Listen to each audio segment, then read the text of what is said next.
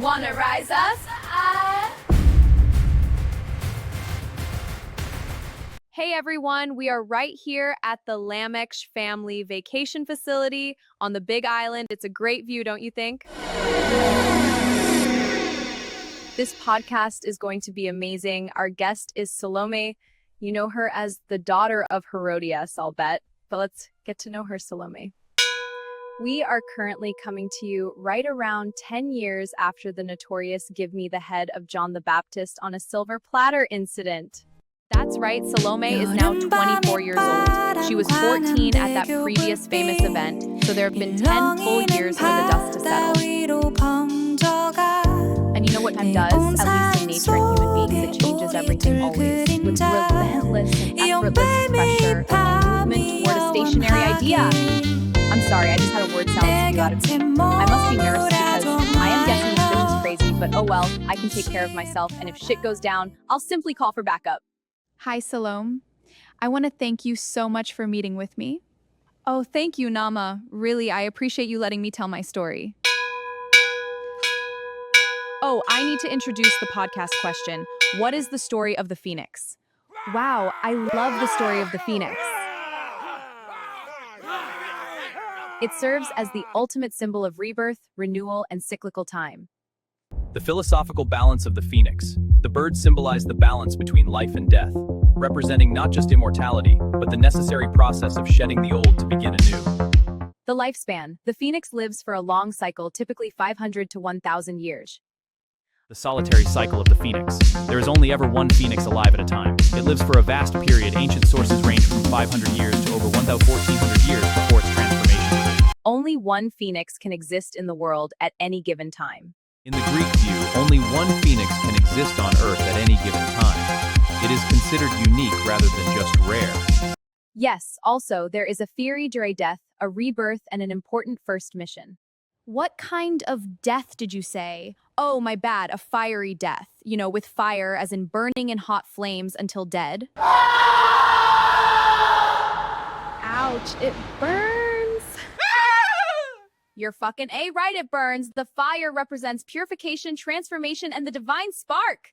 The fire burns away the physical decay, age, and corruptions of the old life. It represents the painful but necessary bridge between endings and beginnings. When the phoenix senses its long life, often cited as 500 years, coming to an end, it builds a nest at the top of a palm tree using aromatic materials like cassia bark, cinnamon, spikenard, and myrrh. The bird lies down in this nest and is consumed by fire or decomposition, after which a new young phoenix emerges from the ashes. In some variations, it begins as a small worm that grows into a bird. Once the young phoenix has grown strong, its first task is to gather its predecessor's remains. It seals them in an egg made of myrrh and flies from Arabia to the Egyptian city of Heliopolis, the city of the sun, to deposit the remains on the altar of the sun god.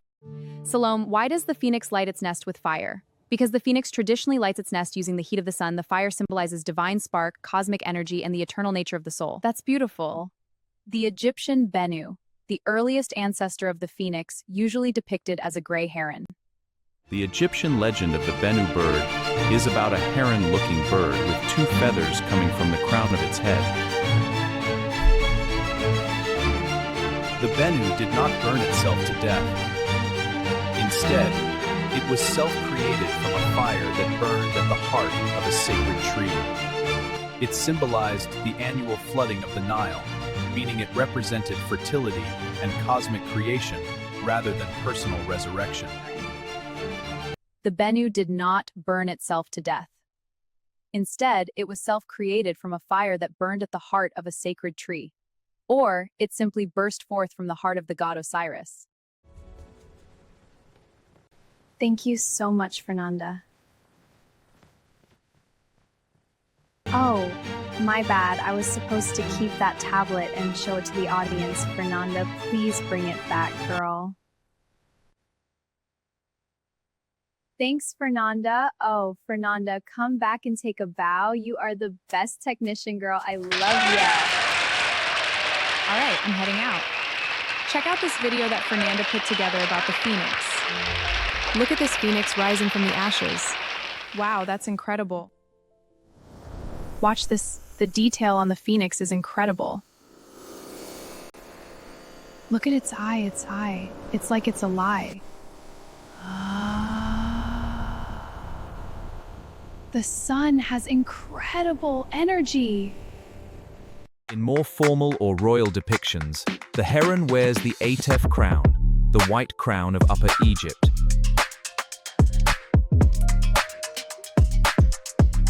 Flanked by two tall feathers and a sun disk, associating it directly with kingship and Osiris.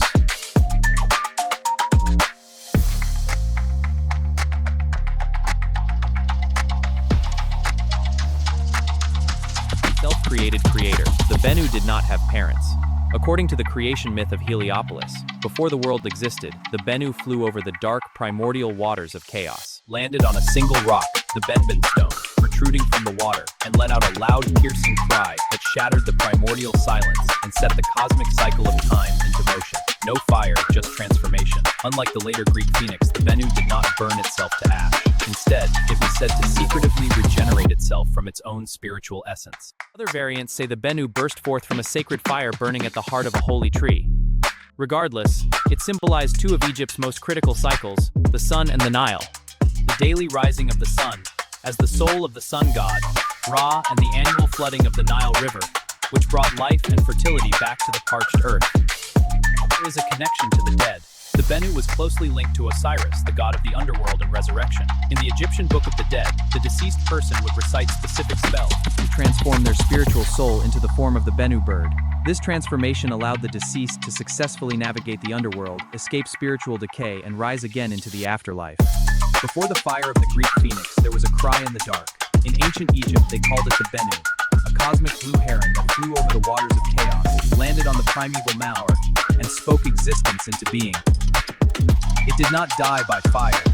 It simply commanded time to begin again. Aromatic pyre. When it feels its life ending, the phoenix builds a nest of frankincense, myrrh, and other aromatic spices.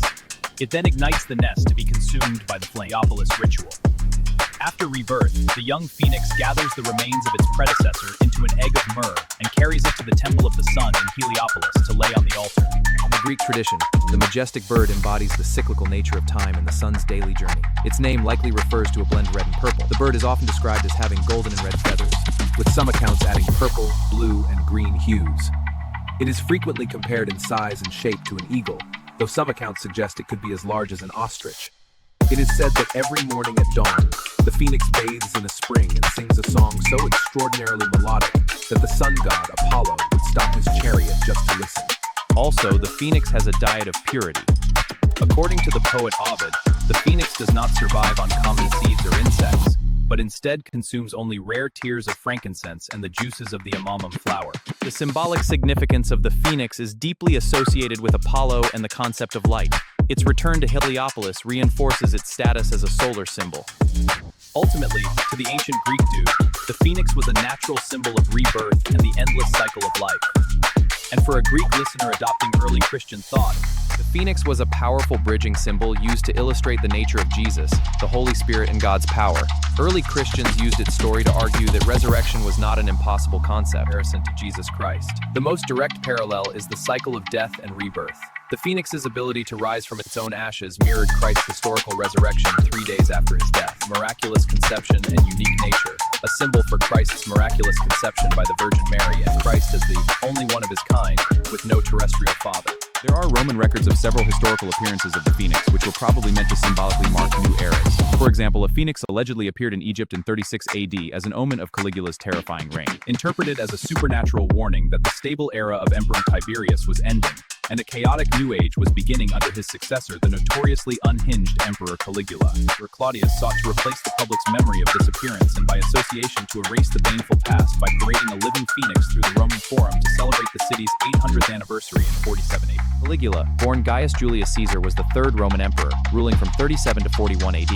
History remembers him as a notorious tyrant famous for his cruelty, extravagance, and bizarre behaviors, such as supposedly declaring war on the sea god Neptune and planning to make his favorite horse a consul. His actual name was Gaius. Caligula is simply a childhood nickname given to him by soldiers, which translates to little boot. Because of his erratic actions, he became the first Roman emperor to be assassinated. This specific coin is a posthumous commemorative issue. It was minted in Rome by Emperor Hadrian in honor of his predecessor, Trajan, who died in August 17 AD. In Roman mythology, the mythical phoenix symbolized rebirth, renewal, and the saeculum, a new golden age, making it the perfect emblem for the transition of power and the continuation of the empire. For the Romans, the phoenix was primarily a political symbol of imperial power and rebirth, while the Greeks thought of it as a natural wonder of the cycles of time and astronomy. Wow, that was a pretty interesting video, huh? Yes, it's a powerful symbol. Anyone who is working on themselves knows the significance of the rebirth. Oh, cool. So you are working on yourself. And what does that mean? Well, I want to drop this bombshell on your podcast now, Naamah. Go for it, Salome. Yeah. First, I want to make sure that this info doesn't get gacked to 39 AD, because I could be executed. No, this podcast is only available in 2026 and beyond with regards to linear time. This is all still very confusing. No worries, girl. Salome, you got this. Just tell me your story.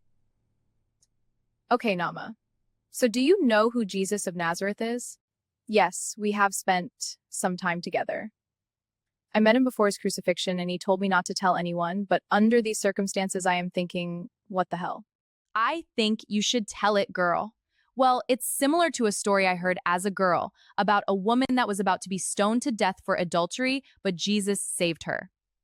I know that story. For me, Jesus saved me from the demons inside me. He told me to forgive my mother and then the Father would forgive me. Sorry, but your mom scares me. You're telling me Herodias was one scary bitch, let me tell you. So did you go to her and what did you say to her? Yes, but first I got married so that I could get away from her. That was super smart, Salome. I know, right? I started realizing just what a psycho Herodias was after seeing John's severed head. Yeah. When people start cutting off each other's heads, it's always a red flag. People are fucking crazy, Naamah. Roger that. But yeah, I said, Mom, I am sorry for resenting you for trying to remake me in your image. And I said, I forgive you because I know you did the best you could do because your mom messed you up too. How did she take it? She came at me and I had to take her down, but hey, all in all, not too bad. Wait, what? Yeah, the last time I saw Herodias, I bitch slapped her so hard it knocked her out cold, girl. Damn. That's right. Then I got the fuck out of Dodge. Yeah, don't want to hang out after that. Nah, girl, I was on my horse and out of there in no time flat. Fuck the dumb.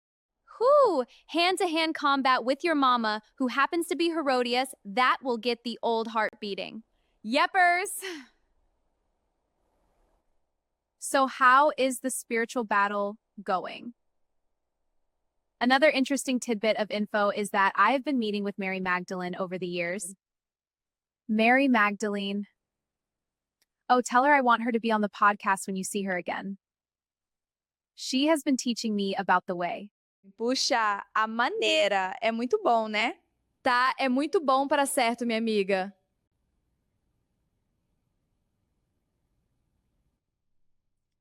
The way is amazing, don't you think? Yes, Naamah, I have increased my consciousness 77-fold. So what is the most important thing about the way? Jesus said to stay awake, meaning work toward understanding. That's what I'm talking about, Salome. Do you know what we are trying to do this year? No, what? We are going from the basement to the 100th floor in consciousness, baby! 100th floor, what? That's not possible to build a building that tall, is it?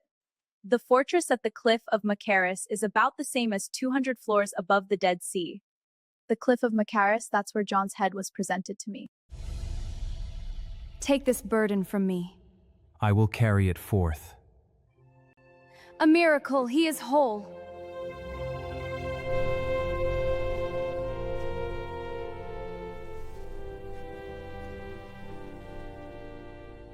Whew, that was a close one.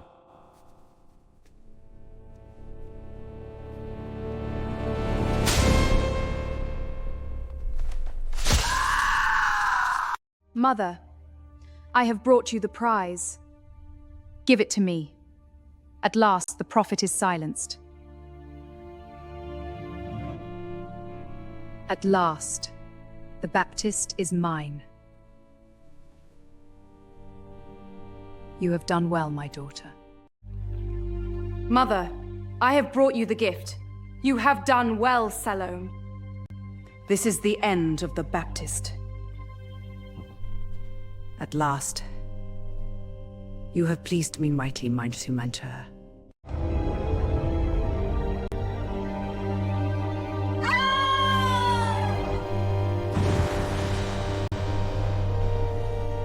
At last it is done. At last, the head of the Baptist is mine. As you wished, Mother. Wow, it's going to erupt, I think. Oh my stomach hurts. Whoa, look at all that smoke.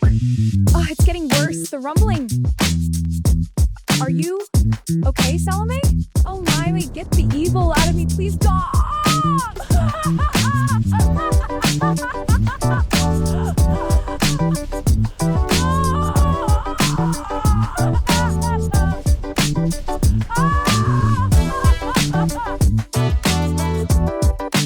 Salome, you have been forgiven. Rise up, girl.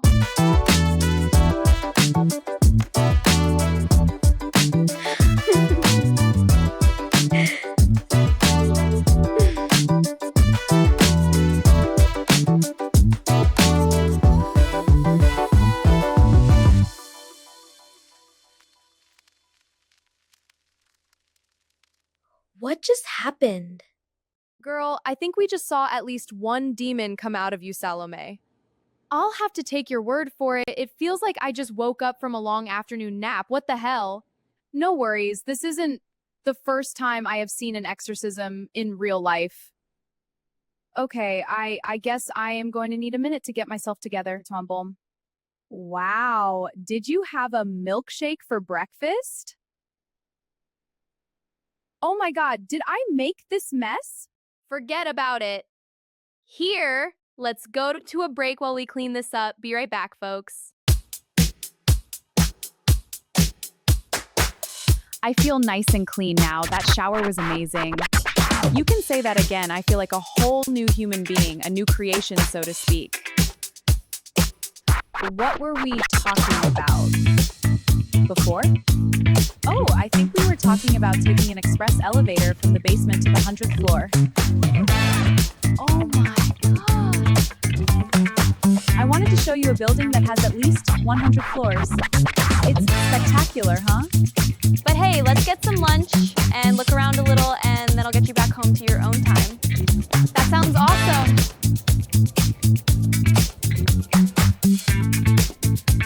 Come on, let's explore more of the city. Yes, this is amazing.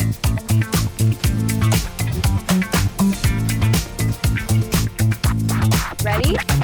This will get you back to your own time safely. Thank you so much for everything. Bye, everyone. See you soon. I hope you enjoyed the podcast.